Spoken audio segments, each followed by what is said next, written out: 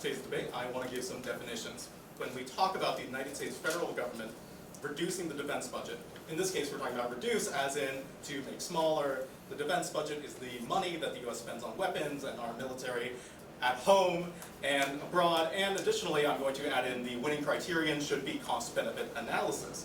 Now let's go on to my contentions here. Let's talk about the plan. The United States federal government should cut all funding to its nuclear weapons program. Contention 1 is the money. Congressional Budget Office says that between 2019 and 2028 we are expected to spend $494 billion, right? This money could be used in other places like student loan relief, healthcare funding, public transportation, etc., etc. The National Institute of Health in 2023 said that military expenditures in 116 countries crowd out healthcare funds. And this is really important when we look at people who have like long-term conditions, people who need insulin, for example, people who are dealing with other kinds of like chronic illnesses, right? These people, more than anyone else, desperately need that money in order to simply stay alive and live long, healthy lives, right? And additionally, we have an aging population. These people who are unable to work desperately need the government to step in and help them support themselves because they are unable to work for that money themselves. Now, moving on to contention 2, I want to talk about miscalculations. Intercontinental ballistic missiles, or ICBMs, are always on high alert in launch in the morning. It makes it impossible to make good decisions and risk disasters. The Union of Concerned Scientists wrote about it, saying that we can't know if they're correct. And this could be really bad if they are wrong, right? So like we look at in 2018 in Hawaii, right? A bunch of people got messages on their phone saying that we are under threat of a nuclear attack right now. And that was a false alarm, thankfully. But what it shows is that the system is flawed, and a less strategic, more hair-triggered administration might have just sent a nuclear missile to a different country simply because we thought we were under attack. And additionally, I want to move on to contention 3. Weapons are immoral. They indiscriminately kill civilians, as we've seen in Hiroshima and Nagasaki. Diane Butterfield wrote about it in 2019, saying, quote, "What do words like victory or defeat mean in a nuclear war? If a nuclear bomb eradicated an American city, what would be gained by retaliation? How does killing each other's children bring peace? Wars can never be won. They can only be prevented. Peacemaking takes commitment and patience and courage." And especially in these communities in Nagasaki and in Hiroshima, right? The people in those communities were feeling the effects of nuclear weapons for generations, right? We are still feeling the effects of those weapons. This is unlike anything else that we have in our weapons arsenal. And I think that is going to be really important when my opponent inevitably gets up here and tries to cast allusions to nuclear weapons through the use of other weapons. And I think that is something that I would like to preempt, and I would like you all to consider why nuclear weapons are the worst case scenario when we're talking about the things that we use on other countries. And for those reasons, I highly urge an affirmative ballot. Thank you. Are you ready for cross? For sure. Just set a timer. Okay, cool. So the criterion is cost-benefit analysis. What is that? Yeah, so like really basically, it's just analyzing whether the costs of a plan are less than the benefits of the plan. Cool. How does that relate to morality? Yeah, so we can, if we want to put it in different terms, like this idea of like utilitarianism, where it's all about the greatest amount of good for the greatest amount of people. Okay, thank you, but isn't utilitarianism a different value than cost-benefit analysis? I'm kind of just like drawing a similarity here, Okay. unless you have an issue with like my phrasing. I think it's about the same. Okay, cool. No worries. Moving on to your first contention about money, where you're saying that if we stop putting money in the weapons budget, how does that guarantee we're going to put it into healthcare? So nothing in my plan stipulates that this money will get moved into things like transportation or healthcare or anything like that. But what we have to realize is that the money being used right now is being used in the worst case scenario. There's literally nothing worse than the thing that we are currently spending it on. So you're saying there's nothing that the current administration is doing that's worse than weapons? Like what about like anti-immigration? What about human rights issues? If we're talking about like defense spending and like the money that we're spending on weapons, like obviously I'm like highly against the atrocities that this administration has enacted on like immigrants, and people of color and like the LGBT community, but like that's not the argument I'm making right now. I'm simply saying that nukes are bad and spending that money on literally anything else has the possibility of really good outcomes. Okay, cool, thank you. On to your second contention about miscalculation. We've had ICBMs for a while, so why would there be miscalculation now? Because it happened. It happened in Hawaii, specifically, because that was a... Okay, but okay, please define miscalculation for me. Yeah, so miscalculation, I don't have a great definition off the top of my head. Do you want to finish the... Yeah, it's time you can finish. Yeah, so miscalculation is all about misrepresenting the threats that we as an army are facing and reacting in inappropriate or sort of mismanaged ways. Okay.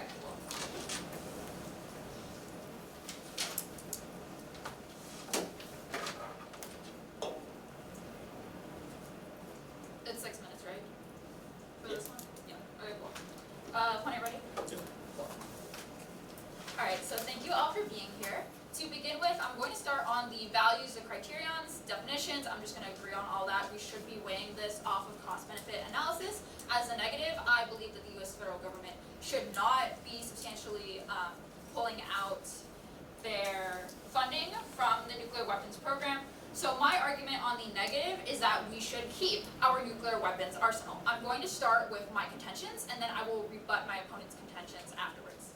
So starting with contention number one is deterrence. Having nuclear weapons stops other nations from launching against us. According to Bruno Tetrais, who is a scholar, in 2015 he explained that nuclear deterrence is what has prevented a mishap for over 70 years. The logic here is simple. You can even cross-apply that to my opponent's Hawaii argument. We haven't had any actual nuclear weapons hit any other country for like 70 years. And this is not just America, but talking about like Russia, China, other people who have these nukes.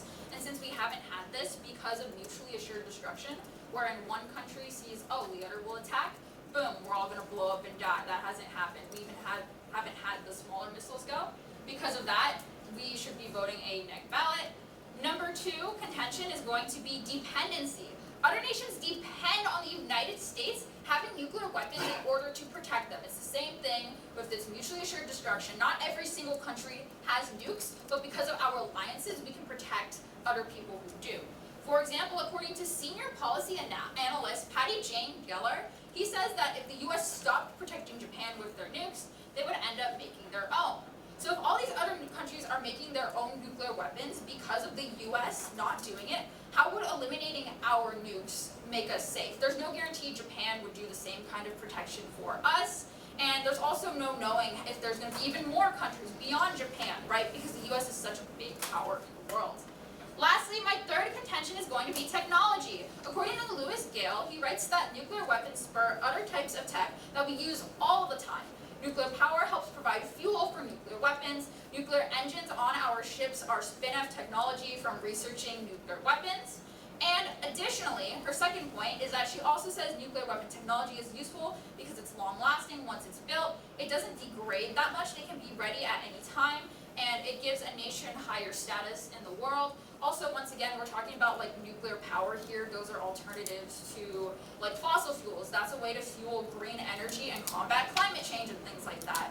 So using nuclear weapons and investigating and researching that can lead into better impacts that would solve other harms in our world. Now I'm going to move on to the affirmative case. I'm just going to go top down. So starting with my opponent's first contention. First of all, they're not necessarily making the defense budget smaller with their plan. All they're doing is getting rid of a weapon. It doesn't, this is saying we have to reduce the defense budget. If we get rid of like these nukes, okay, cool. How do we know, number one, that this money isn't just gonna go to somewhere else in the defense budget? Right, there's like tons of other weapons out there. There's drones and there's ships and there's all these other things the military does. Nukes aren't everything. There's no guarantee. And my opponent concedes this in their cross-ex. You need to remember that. They concede no guarantee it's gonna go to healthcare, student loans, all these like hippy-dippy, like, oh my goodness, we're so performative, we're gonna do all these nice things. You have no guarantee of that happening. You don't know where this money is going. And my opponent's saying there's nothing worse than nuke weapons, but my own contentions are showing you they haven't been launched in an extreme way. They've protected us, so why would we put it into anti-immigration policies? Or why would we put it into other things that our current administration, if they're saying the administration is like so volatile, why would we give them the money and the means to do other things that would affect like human rights? Additionally, also when they're talking about things like helping the aging population is happening not because of like a lack of healthcare, it's happening because we're in just like a late capitalist country. That's just what happens inevitably. People have less children and things like that. You can't really solve for an aging population just by pouring more into healthcare. I'm going to move on into their second contention, which is miscalculation. Once again, repeating, there's no miscalc for ICBMs in decades. Cross-apply my contention on deterrence. And, what else? Also talking about like the Hawaii example, miscalculation is when like we accidentally shoot a missile and it actually like hits, or somebody else is accidentally hitting us. That's what miscalculation is. It's not like this perceived threat. And even if you're gonna argue, okay, cool, there's a perceived threat, oh no, it's gonna suck, right? Obviously that thing that happened sucked, but like those people are still alive. They didn't actually get hit. We should be weighing the deaths that would happen if we got rid of our nukes against like the fact that, sure, these people got really scared and like traumatized, but they're not dead. And for going off cost-benefit analysis, we should be prioritizing death first. And as a result, the risk or the idea that, oh, there's this perceived threat, it shouldn't matter as much as my own contentions. And then moving on to the third and their final contention, morality is not something that you can really cost-benefit analyze, especially in a society like the United States where we're also diverse and we have different ideas of what morality is. We can't just say, oh, this one outweighs the other one because of this and this and this. Remember, we already conceded the criterion is cost-benefit analysis. We can't be going, we shouldn't be going off of the morality of something happening, right? And second of all, if we're going to argue about morality, there's other weapons that the US use that's also immoral, and the app isn't solving for that. So why are we exclusively solving for nukes? Thank you. I am open for cross. Cool. I'm going to start on my first word. Cool, so right off the bat, right, you said that there are things like, I would say drones, and you got some other example of different weapons that we utilize, is that correct? Yes. Gotcha. Why are those things worse than nukes? Because nukes aren't being used right now. They haven't been used in like 70 years, or they haven't been used in a significant amount of time. You know what we're using right now? Drones, AI, cyber attacks, things like that. That technology is actually being used. So like that's worse. If a nuclear weapon is used, cool. What weapon tops that in the amount of destruction? I mean, I can't think of any off the top of my head, but like, still. Cool. That's totally fine. I'd like to move on to the technology example that you got. You say that nuclear weapons have led to things like nuclear power and stuff like that. Cool. How long have we had nuclear weapons in the United States? What is that, like World War II? That is like 70, 80-ish years. Yeah, that makes sense. What is the main power source that we use in the United States? We use like fossil fuels, but that doesn't mean it's good. Gotcha. So in the 70 years that we've had nuclear weapons, why haven't we seen a rise in nuclear power? Well, it's because, first of all, there's a fear-mongering about like nuclear power and all these accidents. Oh no, all these things are going to happen. We're all going to die. The fear-mongering that you are doing is preventing nuclear power from proliferating into our other energy sources. Additionally, people are saying, oh, we can do other things for green energy, right? But the focus here is nuclear power is very efficient. I do want to move on to your contention about deterrence, right? Yeah. These countries that have nuclear weapons, why do they have nuclear weapons? Who are they defending against? Whomever, right? Like there's other countries with nukes, like China, there's Russia, there's Gotcha. Iraq. So why do China and Russia have nukes? Because of like the Cold War, and they were like, gotcha. Oh, we're all gonna... Who was involved in the Cold War? Main players were like the US and Russia, right? So because we have nuclear weapons, you're saying that other countries need to defend against us? Okay, yeah, but like getting rid of them isn't going to suddenly create world peace, so like... Cool. Yeah.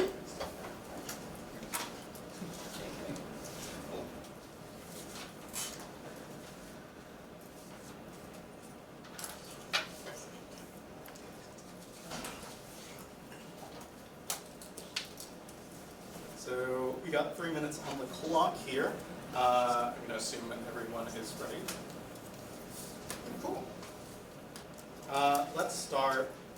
Now, let's talk about a couple of things here. First of all, let's talk about money, right? I feel like that, first of all, a lot of the arguments my opponent were giving in the previous speech were super callous and unapologetic to the human lives that are constantly affected by things like money, by the threat of war, etc., etc. And on this point specifically, I can't guarantee to you that the money that is currently being spent on nuclear weapons will get used on things that are useful, like loan relief, or like public transportation, or anything like that. But what my opponent has failed to prove in any of the previous speeches is whether or not nuclear weapons are the place to be spending this money. What I would like to emphasize for all of you is that nuclear weapons are the be-all, end-all, worst possible place for us to be spending this money, and if there's a chance of imagining a better world, I would invite you all to do it, right? And additionally, I want to move on to this idea of miscalculations. First of all, my opponent has a super narrow idea of what a miscalculation is, right? It misrepresents the idea of intelligence in war, and et cetera, the decisions that generals have to make on a daily basis, right? When we look at the idea of an attack, right? Do you want the thing for your general to do to be a nuclear launch? Or do you want them to take down the missile, for example? There are many things that are possible even if we don't have nuclear weapons. Like my opponent said, we have advanced technology right now that can take out these opposing nukes, and et cetera, et cetera. And I think that is going to be really important, an important consideration, right? You should imagine a world without nuclear weapons and what actually stems from that, right? And why can't we imagine a better world? I want to move on to my opponent's case real quick and talk about this idea of deterrence. My opponent's case blew up in the cross-examination. It completely fell apart on this contention when we talk about things like deterrence, right? My opponent says that we need nuclear weapons to protect small countries or else they will get nuclear weapons because those countries have nuclear weapons because of China and Russia. And China and Russia have nuclear weapons because the United States has nuclear weapons. So if we follow that train of logic, that means if we get rid of our own nuclear weapons, China and Russia will not have a reason to have nuclear weapons. And those small countries will not have nuclear weapons. This completely flips the argument, which means that if you want to get rid of nuclear weapons in the modern world, it has to start with us. It's the only way of advancing to a world of peace. And additionally, right, nuclear assurances aren't the key to stopping proliferation. They won't make more weapons because they don't solve any problems. And additionally, during cross-examination, final point here, my opponent said that nuclear weapons are key, leading to new technologies. But what we have seen is that no new technologies have emerged that have been meaningfully implemented in the United States because of nuclear weapons. Thank you.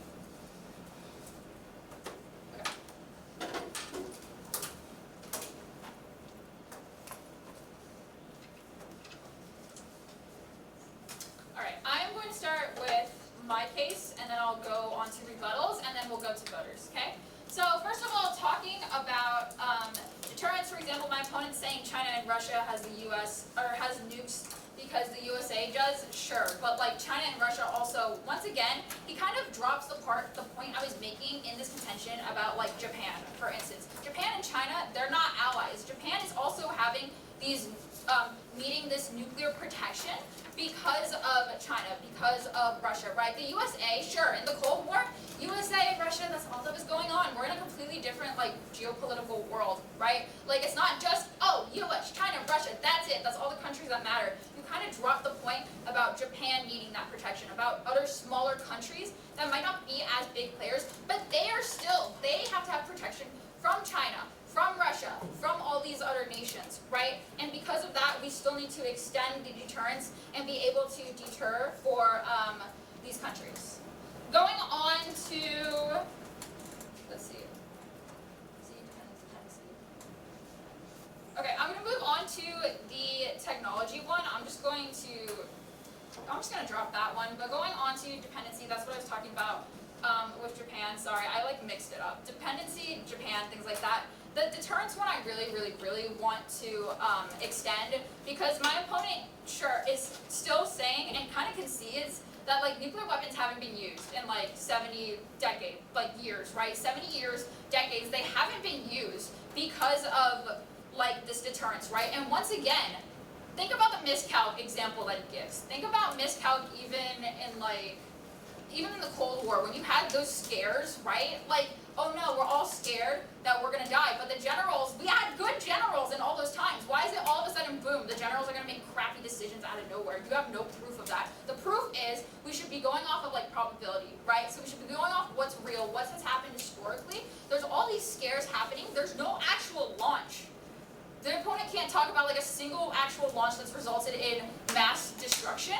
And I would like to go on to his case again. So starting with the first contention, talking about the money part. Okay, but he still concedes in the cross-X that the money is not guaranteed to go to these other things, and he's trying to argue that nuke weapons are like better than everything else. But once again, we should be going off probability. These nuke weapons, they haven't been launched. What's happening right now? Drones, AI, cyber attacks that are happening within the military that is being actively used. Other weapons exist to create destruction. It doesn't all just have to be, oh no, we're all gonna blow up on like this zero, like really, really tiny chance, right? What's going to happen is we need to worry about, there is no guarantee this money's going to go to all these social programs to actually benefit people. They could just as easily go to other parts in the Department of Defense. They could go to other things within this administration. And my opponent's just trying to be wishy-washy and idealistic. Well, we don't have any guarantee on that, so why would you even vote on that argument? Once again, with their miscalc, second contention, just cross-apply all I was saying about like Hawaii, right? My contention, I believe, one about deterrence, you can cross-apply that for their contention too about miscalc, so I pretty much already made that argument. The one thing my opponent does say, which is kind of crazy, is that we should be imagining a world without nukes. Okay, so if the US gets rid of nukes, does that mean everybody else is? Like, do you think we're gonna have a world without nukes just because the United States said no? You think China, Russia, all these other countries that don't like us are just gonna be like, oh my gosh, you're so good, we're gonna get rid of, no. There's still gonna be nukes. So like, what's the point of that argument? You should not be voting on that. Once again, my opponent, so we're gonna move on to the voters for the last minute of this. First of all, probability, right? Guaranteed, right now, other weapons are being used. There is like no guaranteed probability though that my opponent's like money claims of happiness and la-di-da are gonna happen, right? Second of all, we're gonna note about the opponent dropping morality, so we are winning on that argument. Do not extend morality in your flow at all. And lastly, because this is cost benefit, we should be going with the most likely scenario. We should be going with probability. My opponent just says that, oh, we can't. There's a possibility that we're all going to die because of these nukes. But I've showed you that historically, with real life proof of what's happening right now and in the past, that there's no reason we have to fear like this, and it's actually the opposite. If we get rid of nukes, that is what is going to cause mass destruction, because these other countries aren't going to have that, and they're going to try to attack the US, for example. The US can't fight back, boom, right? Like, this hasn't happened, so because of probability, because of the guarantees, what's happening right now, you should vote for a negative ballot. Thank you.